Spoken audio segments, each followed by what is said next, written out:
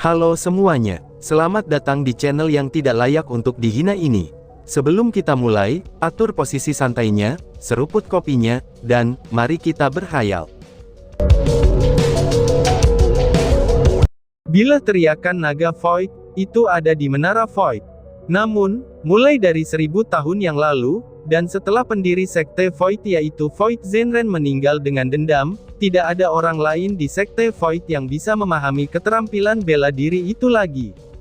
Pada kenyataannya, bahkan tidak ada yang pernah melihat seperti apa keterampilan bela diri itu. Dengan metode World Spiritis, Chu Feng naik dan turun Menara Void, dan dia mencari bola-balik berkali-kali. Namun, dia tidak bisa menemukan jejak pedang Void Dragon, dan hal itu membuat Chu Feng cemas. Karena dengan mata spiritualis dunianya, dia bisa mengatakan bahwa Menara Void sangat istimewa, dan dia tahu pasti ada sesuatu yang tersembunyi di dalam menara tersebut. Setelah mendengar kata-kata kepala sekte, Chu Feng merasa bahwa kemungkinan besar, benda itu yang disembunyikan adalah bilah tangisan Void Dragon. Namun di depan matanya, Chu Feng tidak bisa menemukannya. Bahkan jika itu tergantung pada hidupnya, jadi secara alami, itulah yang membuatnya cemas. Lagi pula, bilah teriakan Void Dragon bukanlah keterampilan bela diri yang sederhana. Teknik itu diciptakan oleh ahli ranah surga, dan itu adalah keterampilan bela diri peringkat 7 yang tidak ada dalam Provinsi Azure. Dan juga, itu bukanlah keterampilan bela diri peringkat 7 yang sederhana. Itu adalah keterampilan bela diri peringkat 7, yang hampir mendekati keterampilan bela diri peringkat 8. Tentu saja, karena Chu Feng tahu bahwa keterampilan bela diri seperti itu ternyata ada, dia ingin mendapatkannya di tangannya. Karena selama dia memahami keterampilan bela diri itu, maka tidak diragukan lagi, itu akan menjadi salah satu kartu truf yang dapat melindungi hidupnya di masa depan. Berpikir ke titik itu, Chu Feng mencari secara detail sekali lagi. Tapi itu sia-sia, karena setelah sepanjang malam, dia tidak menemukan apapun. Jangankan metode kultivasi Blade of the Void Dragon's Cry, dia bahkan tidak bisa menemukan sehelai rambut pun. Apakah aku, Chu Feng, benar-benar harus kehilangan kesempatan yang baik dengan Blade of the Void Dragon's Cry? Ucap Chu Feng sambil berdiri di atas Menara Void, dan saat dia melihat cahaya redup yang datang dari timur, hatinya penuh dengan penyesalan. Di sepanjang malam itu, Chu Feng benar-benar menggunakan semua yang dia miliki, dan menggunakan setiap metode yang dia bisa. Jadi, situasinya sudah ditetapkan. Tapi tidak peduli berapa banyak lagi waktu yang dihabiskan Chu Feng untuk mencarinya, itu akan tetap sia-sia saja. Setelah mengingat kata-kata si ratu, bahwa kemampuan Chu Feng masih tidak cukup, dan kekuatan spiritualnya juga masih tidak cukup, jadi dia tidak punya cara untuk mengamati semua yang disembunyikan Menara Void. Namun, ketika kekuatan spiritual Chu Feng tumbuh ke titik di mana ia bisa melihat melalui Menara Void, seberapa besar penggunaan keterampilan bela diri peringkat 7 bagi Chu Feng. Kamu bukan murid dari Sekte Void. Tiba-tiba saja, suara tua datang dari belakang Chu Feng. Siapa? Teriak Chu Feng. Setelah mendengar suara itu, Chu Feng terkejut. Dia pertama kali melompat ke depan, dan hanya setelah puluhan meter dia berbalik, dia segera menyapu pandangannya ke depan.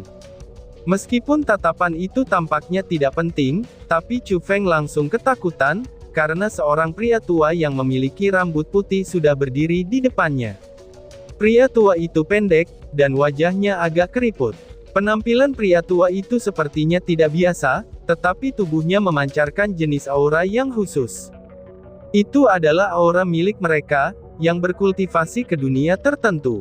Yang paling penting adalah, tubuh lelaki tua itu tembus cahaya. Itu berarti, bahwa dia bukanlah bentuk kehidupan yang lengkap, tetapi dia adalah kesadaran spiritual.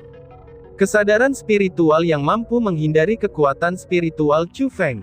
Chu Feng, hati-hati. Ini adalah kesadaran spiritual dari seorang ahli di ranah surga.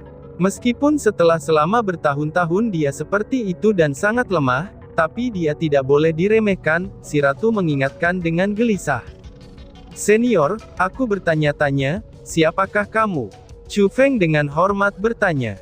Kesadaran spiritual yang kuat seperti itu tidak akan muncul tanpa sebab, atau tanpa alasan sama sekali. Jadi dengan segera, Chu Feng mengaitkannya dengan seseorang. Dia adalah pendiri sekte Void, yaitu Void Zenren. Meskipun itu cukup tidak masuk akal bagi kesadaran spiritual di ranah surga untuk hidup selama 1000 tahun, tapi satu-satunya orang yang bisa dipikirkan oleh Chu Feng adalah orang itu. Aku tidak akan pernah menyangka bahwa setelah sekian lama, orang yang berbakat akhirnya datang, tetapi bukan bagian dari sekteku. Terserahlah, mungkin ini adalah kehendak langit. Ucap orang tua itu, dan dia tidak menjawab pertanyaan Chu Feng. Dia hanya menghela nafas tanpa daya, lalu berkata kepada Chu Feng. Wah, aku akan memberikan metode kultivasi Blade of the Void Dragon Cry secara pribadi padamu.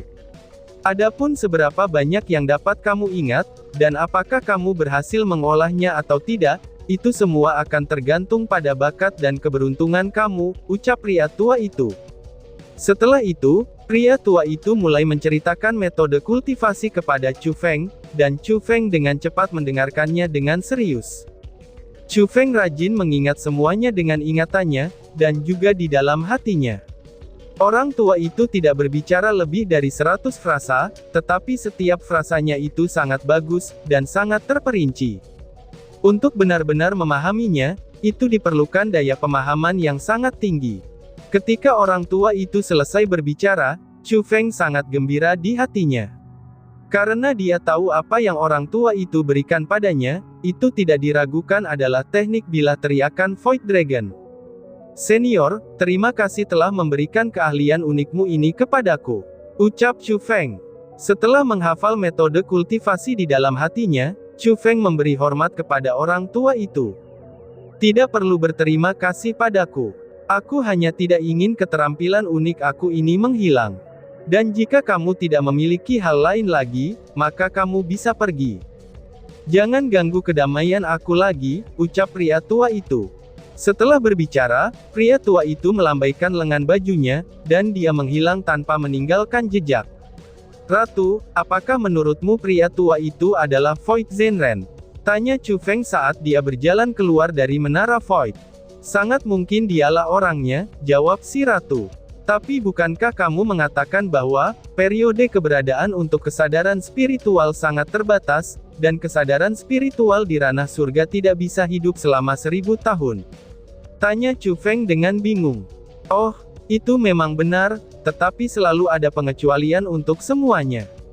Meskipun kesadaran spiritual masih menangkap sejumlah kekuatan, bagaimanapun juga mereka adalah tubuh virtual.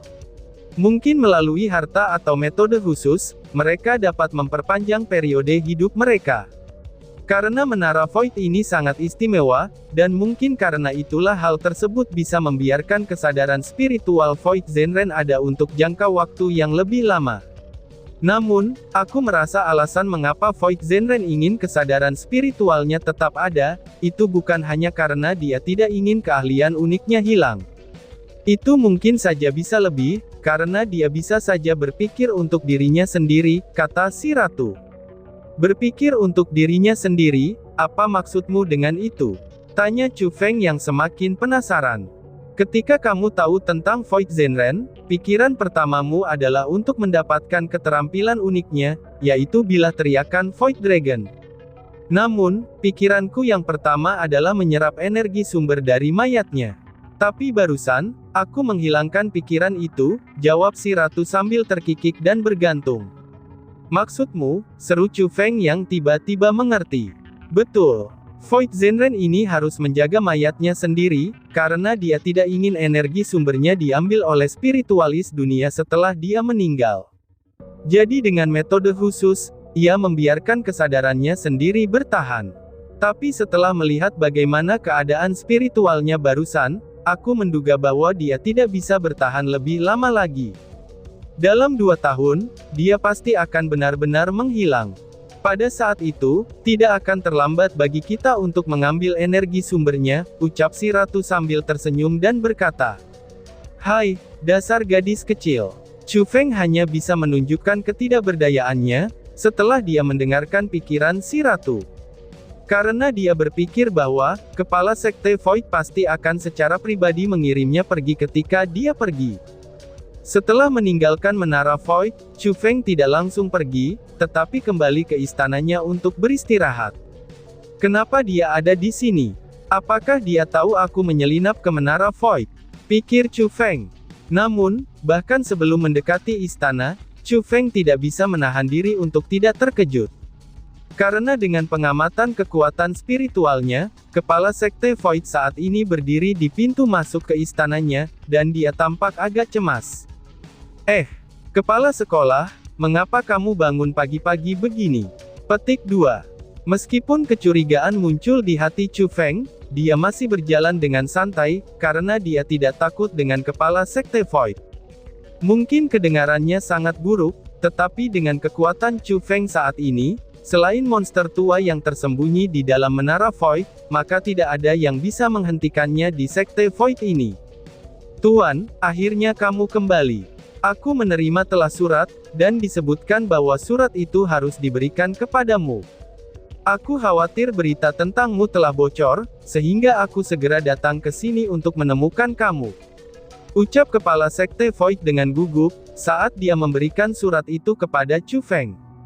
Setelah melihat surat itu, hati Chu Feng juga menegang, karena surat itu sangatlah istimewa. Hanya mereka yang memiliki hubungan yang cukup baik dengan kepala Sekte Void lah, yang akan memiliki surat yang dihargai oleh Sekte Void. Surat-surat itu juga segera dikirim ke kepala sekte. Adapun surat itu, sebenarnya itu diberikan kepada Chu Feng oleh kepala Sekte Void, dan surat itu diberikan kepada Surou oleh Chu Feng. Karena dia khawatir bahwa setelah dia pergi, Surou dan yang lainnya akan menemui masalah. Jadi, Chu Feng memberitahu Surou di mana dia berada. Dan juga memberitahunya jika dia menemui masalah, kirimlah surat ke Sekte Void. Dan tidak ada hal lain yang diizinkan ditulis dalam surat itu.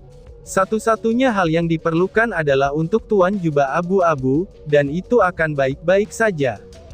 Setelah Chu Feng membuka surat itu, memang ada kata-kata di dalamnya, dan itu adalah tulisan tangan Surou. Oh, ini bukan apa-apa, hanya teman saja, ucap Chu Feng sambil tersenyum pada kepala Sekte Void, dan kemudian menjelaskan. Setelah itu dia pergi, dan tidak perlu bagi kepala sekte untuk mengusirnya pergi. Dia dengan cepat meninggalkan Sekte Void, dan dia pergi ke tempat yang ditentukan sebelumnya bersama Surou. Itu adalah sebuah kedai kecil, dan karena lokasinya agak bagus, ada banyak tamu yang masuk dan keluar.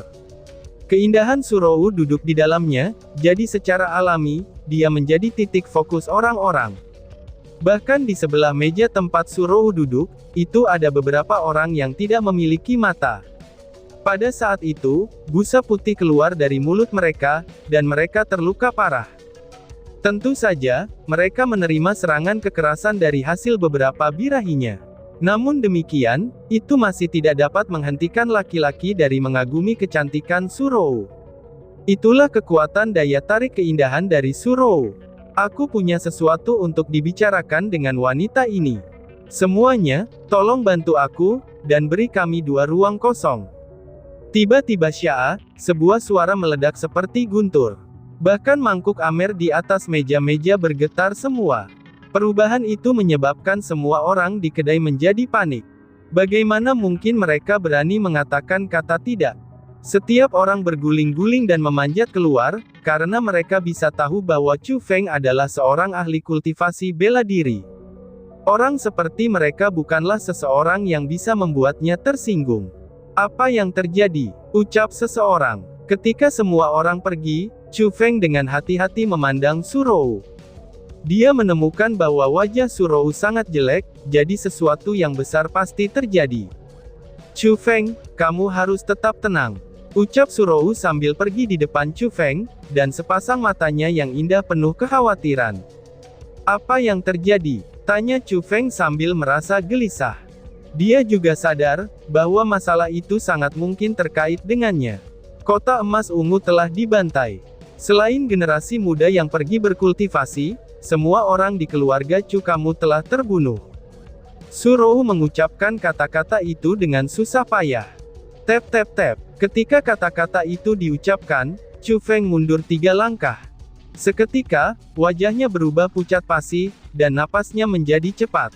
Chu Feng, kamu baik-baik saja kan? Tanya Su Rou.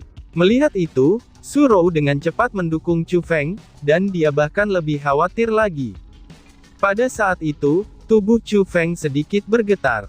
Hanya setelah beberapa saat, barulah dia bisa tenang. Lalu, dia bertanya dengan suara berat. Bagaimana dengan ayah aku, kakak laki-laki aku, Chu Yue, dan juga yang lainnya? Apakah mereka baik-baik saja? Tanya Chu Feng. Kakak laki-lakimu masih berada di Sekte Ling Yun. Sedangkan Chu Yue dan yang lainnya berada di Sekte Azure Dragon, jadi semuanya baik-baik saja. Tapi ayahmu, Su Rou tidak menyelesaikan kata-katanya. Namun, Chu Feng sudah mengerti artinya. Dia menutup kedua matanya, dan pada saat itu, 2 aliran air mata sudah meluncur turun dari matanya. Tubuhnya yang baru saja dia tenangkan, kini bergetar sekali lagi, dan itu menjadi lebih intens. Aku akan kembali ke kota emas ungu, ucap Chu Feng sambil berjalan keluar dari kedai, dan dia segera bersiul di langit. Setelah suara teriakan terdengar, seekor elang berkepala putih besar meluncur turun dari langit seperti panah. Wush! Bahkan sebelum membiarkan elang berkepala putih mendarat, Chu Feng segera melompat ke atas elang berkepala putih. Aku ikut, ucap Su Rou juk, dan kemudian dia memeluk pinggang Chu Feng. Setelah teriakan panjang dari elang berkepala putih, elang itu segera naik ke langit. Di bawah tatapan tertegun dari semua orang, mereka menghilang ke cakrawala yang jauh. Kota emas ungu, kota kelas 2 telah dibantai. Setelah mendapatkan berita itu, para penguasa kota terdekat segera bergegas ke sana. Bahkan penguasa kota dari Vermilion Bird City, mereka secara pribadi pergi menuju kota emas ungu. Dalam sekejap, para penguasa kota memasuki kota emas ungu. Wajah mereka tidak dapat membantu, tetapi sangat berubah. Karena pada saat itu, kota emas ungu hanya dapat digambarkan dengan beberapa kata. Yang paling pas adalah, pemandangan yang terlalu mengerikan untuk dilihat. Ketika Chu Feng membantai keluarga Sangguan, dia hanya membantai keluarga mereka saja. Tetapi dengan kota emas ungu, yang dibantai adalah seluruh kota. Di dalam kota emas ungu, tidak peduli apakah mereka pejabat tinggi, klan bangsawan, atau bahkan rakyat jelata, tidak ada satu orang pun yang hidup. Meskipun darah sudah mengering, para dewa masih bisa melihat kemerahan yang gelap. Darah berceceran di mana-mana, dan setelah memasuki kota, bau busuk yang kuat bisa tercium. Itu adalah bau busuk darah. Siapakah orang yang telah melakukan hal semacam ini? Seorang penguasa kota tinggi yang baru saja tiba, dan berteriak dengan marah setelah melihat peristiwa itu. Mereka datang untuk keluarga Chu. Tepat pada saat itu, seorang pria yang agak gemuk berjalan keluar kota. Dia juga seorang penguasa kota dari kota tetangga.